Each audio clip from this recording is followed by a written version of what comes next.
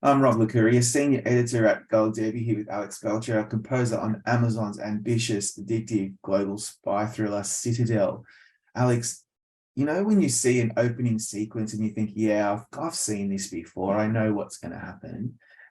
We're on a high-speed train in the Italian Alps, and then it just blows your mind. Everything just falls apart, and you're like, wow, this is the most incredible opening sequence, and the music is so breathtaking. Talk me through scoring the opening sequence to this very exciting new show. Well, first of all, thank you very much. Those are very kind words, and it truly means a lot because the opening sequence, it really was.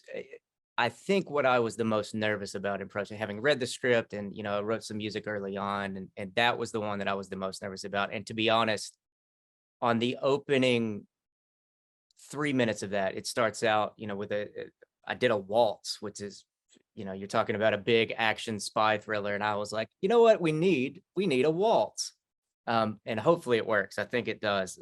But what I was really thinking was like, I need the score, and with conversations with David and Joe and Anthony and everyone at Agbo and all the producers, the score had to match the scope of the project.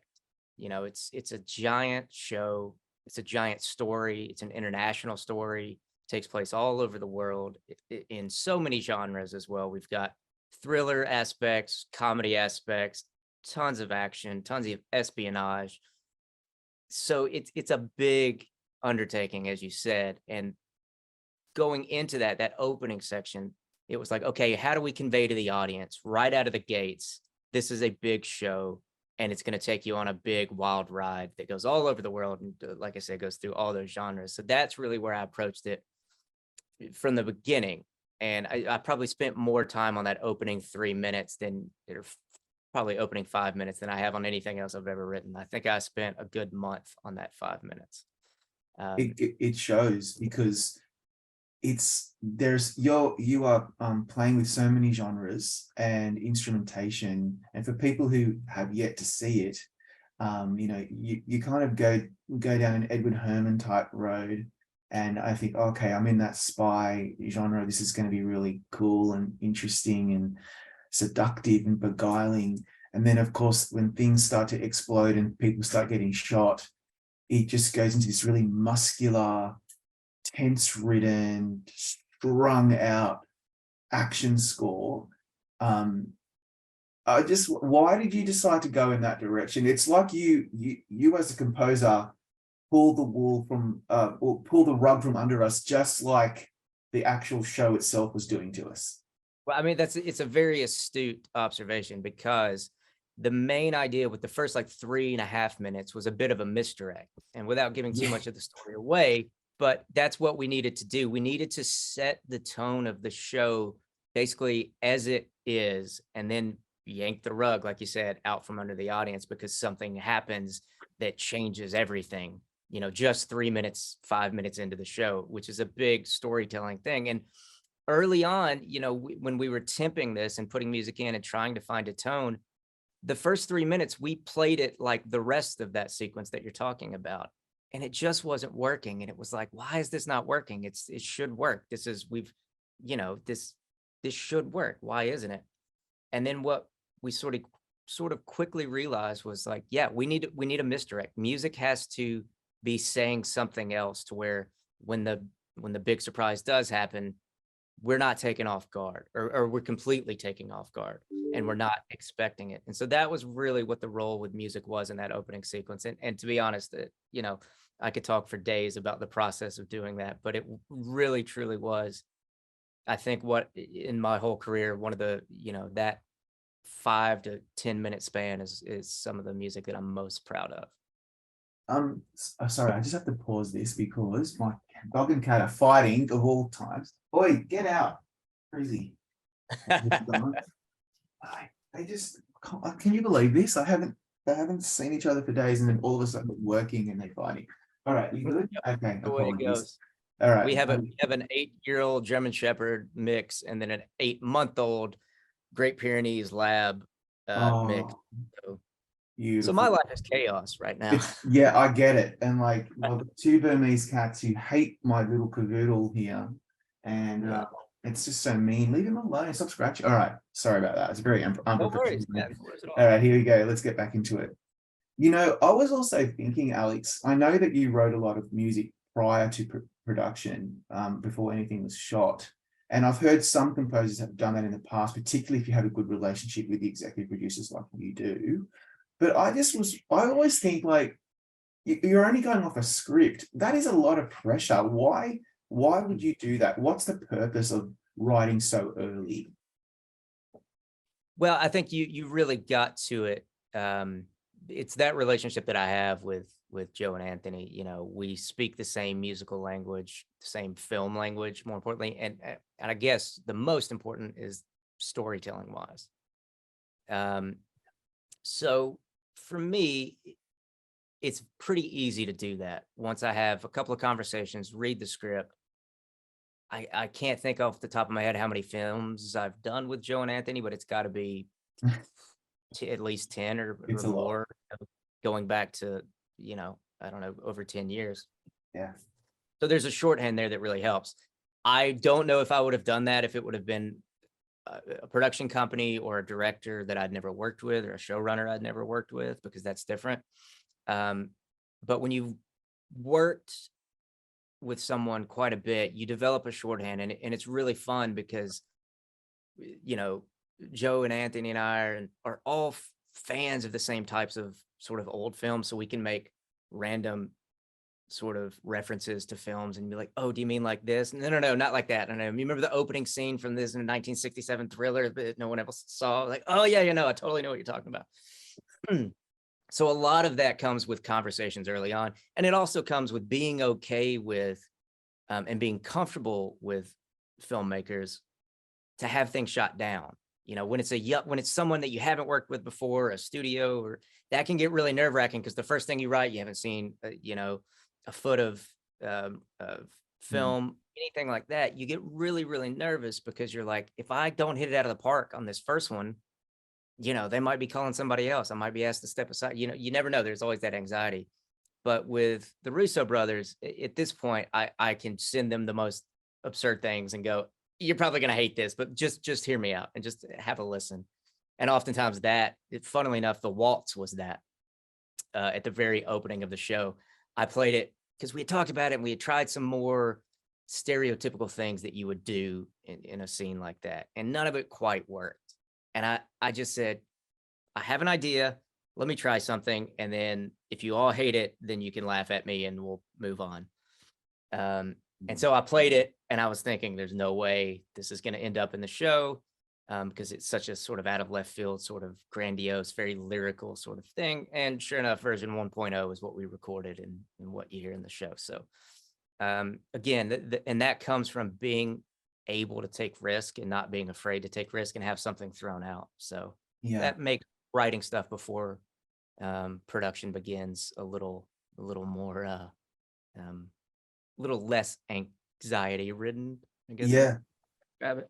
I always when I see that there's a team of creatives who have worked together on many other projects, just from my experience talking to so many of them, it brings me joy because I know that there's going to be some risk taking, because you can do things that you may be feeling a bit apprehensive about with someone that you've never worked with before, because you can just go that extra mile and that person can say, I don't like that, and there's no hard feelings. And that when I spoke to the Russo brothers on their Cherry film, I learned a lot from their process. They are both visionary. They've created the most amazing MCU films as well. So the three of you working together on this makes a lot of sense. But then I noticed David Weil was brought on as showrunner. And I'm just wondering, I don't know if you've worked with David before. I had no, this was the first time. So what did you most value about him creatively, bringing on, a fresh face? Well, I mean, just personally, he's just a wonderful human. Like he's Mm. so easy to be around. He gives notes in the most like loving way where you understand them, and at the same time you don't feel like, oh man, he didn't like that. Like he's such a great person just to be in the same room with, not to mention like be working with. As far as the storytelling goes, you know, I think, I don't want to speak for Joe and Anthony, but I think one of their biggest, most important things is always going to be story. Yeah. And I think David really got that. And he had a very, very clear vision on what to do. And so that made my life very easy, because when I know where we're going, I can help get there with music. And music did have a big role in the storytelling of this show, because there's so many things that you can't give away. And so there are aspects of the filmmaking that have to hold some things back from the audience for the whole thing to work. And music was the thing in a lot of places that sort of gave the audience a little bit of snippets of where to go and where we might be going, at the same time doing, like we said, misdirection. So working with David was incredible, because he's such a talented writer and showrunner. Like he just, working for him was such an ease, you know, such a breeze. Yeah. He's got such a strong connection to the genre as well, from his work on Solos and Invasion, and he's got a really good knack for empathy, and that is where you sit as well, because music, as you say, for all of us composing nerds that love film and TV scores, that is, you feel the show through here when you're listening to the score, and it kind of directs you and where you might want to, how you might want to feel subliminally, and that brings me to this. So was there a theme or cue that you employed for a particular character or sequence, apart from the opening, this season, that you're most proud of? Because there is so much to unpack on this score. We could talk for hours. We only have 18 and 20 minutes. So yeah. What is there one in particular? Because there's so many. Yeah. What do you think?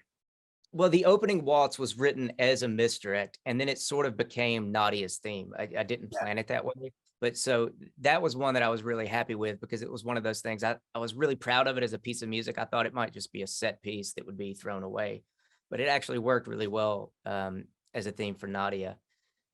There's another one, again, I can't, without giving too much away, there's a theme that we use for some of the antagonists that, there's going to be 3 musical nerds on the planet who see what I did, and they're probably going to be like, I see what you did there. No one else will get it. But that as the show develops and as we sort of learn more about characters, I found a clever way to sort of take that theme and sort of meld it into something else, and to kind of follow the story, which is something I've never been able to really do before. And I was actually, it was quite fun to sort of figure out how to do that, take something that is meant for this and shift it with the story as you find out more about characters that sort of change the dynamic of who they are and their dynamic with other characters. And that I let the theme sort of morph with that, using different, you know, harmony techniques and reharmonization and stuff like that. So that one, again, I sorry to be so coy about it, but until the shows come out, that was one that I was very, very not proud of, but it was a lot of fun to sort of do. I can imagine. I think I know where you're headed with that one too, from what I've seen so far. You know, you've got a good show when it's a high concept, it's fun, it's breathtaking. It's one of there's not often where I don't even pick my phone up, you know, when you're watching TV and you're like, I'll just check Twitter. No, not on this one. But for me, it was actually the characters. You know, Stanley Tucci is in this. He's fantastic. Obviously, the 2 leads, Richard Madden and Priyanka Chopra Jonas. For me, my favorite character is Leslie Manville as a British ambassador. Incredible. So I just, Leslie's performance in this show is truly incredible, and you can understand why she is as acclaimed of an actor as she is. And Stanley Tucci, it goes for Priyanka and Madden, everyone involved on this. You know, the acting is just fantastic. But the Tucci thing was fun because you know, we've always, every project will have some sort of little shorthand on this one. And anytime we needed a little injection of not comedic music, but a little bit of like, okay, not so serious, not so melodramatic, it was the Tucci wink. It's just like, yeah, that's what Joe and I kept calling it. It's like, we just need a bit of that Tucci wink. It's like classy. It's a little bit of a smirk, charming, a little bit of funny, just to lighten the mood a little bit. So yeah, having all of these wonderful actors makes my job so much easier because I'm not having to force anything. It's not a case of, oh man, we're not happy with this performance, or we're not happy with the tone of this scene. So we really need music to sort of get us to where we need to be. There was none of that at all. A lot of it was following their eyes. Priyanka's performance in this is so incredible. I spent so much time following her eyes, which is a trick I learned years ago at the beginning of my career from Hans. It's just like, when in doubt, when you don't know what to do, and if you've got a good lead, follow their eyes, and they'll tell you where the story's going, and how to tell that story. And I spent so much of this time like following her eyes and watching her brilliant acting is to sort of inform me on how to help tell that story. Wow. Yeah, that's amazing. My final question is about the opening main title theme. You wrote that, right? So Yeah. that's and I don't think you've had a chance to do many of those so far. It's By many, you mean zero. That's my first. zero. I think, yeah, I wasn't 100% sure but I think this is your first one, and that is actually a lot of pressure. So many fans want to see and hear a beautiful main title sequence. It's reminiscent of James Bond and Mission Impossible, but there's so much more to it. I love it. That deep baritone piano elements. And then I think I'm right in saying the amazing use of those like gunshot type sounds as percussion. Yeah.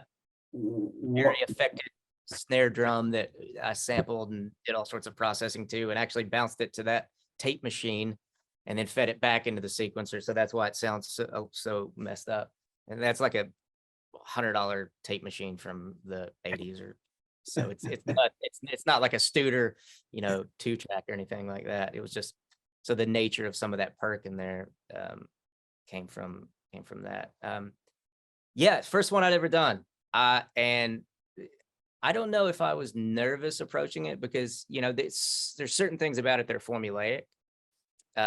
You got to have some development, you got to have an intro, you got to have a peak, and then you got to have a little bit of a resolve and delivery to the next thing. And my goal on it, though, the one thing approaching it, I was like, I don't want people to hit the skip button. Like, that was my whole mantra. It's, that's the big thing. Yeah. Such a great history in main title sequences. There's so many that are brilliant, even out today. Nicholas Bertel's for Succession. Yeah. Have you ever skipped that? I've never skipped Nicholas Bertel's. Never. So that's what, approaching this, I was sort of looking at some of my current favorites and sort of my past favorites and go, okay, well, what is it about it? And it's like, well, it's not just musical wallpaper. It's not just setting a tone. It's being a little bold. And one of the things, the main title theme is the main Citadel theme, which we use throughout the show. And I knew I wanted to do that. I didn't want the main titles to be a one-off thing that we never used. And so writing that, I knew I wanted it to be very lyrical, because we're in this sort of espionage genre where I was like, I think we can get away with a big lyrical tune. This trend over the last 15 years has been to do, film scores with really dark, sort of something weird, repurposing a cello, which I've done. That's my entire score for Extraction. Yeah. I'm not knocking it all, but that's been a trend. That was great.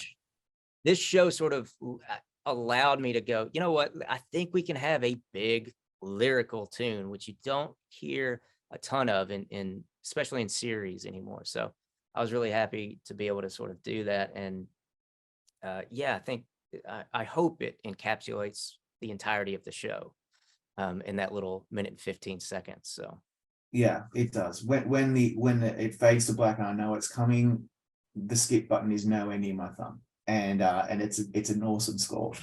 Alex, thank you so much for your time. Congratulations on some beautiful work on Citadel. Everybody, make sure you check it out on Amazon. It's incredible. And I look forward to seeing more of the show and of your beautiful work on it. Thank you so much. I really appreciate it.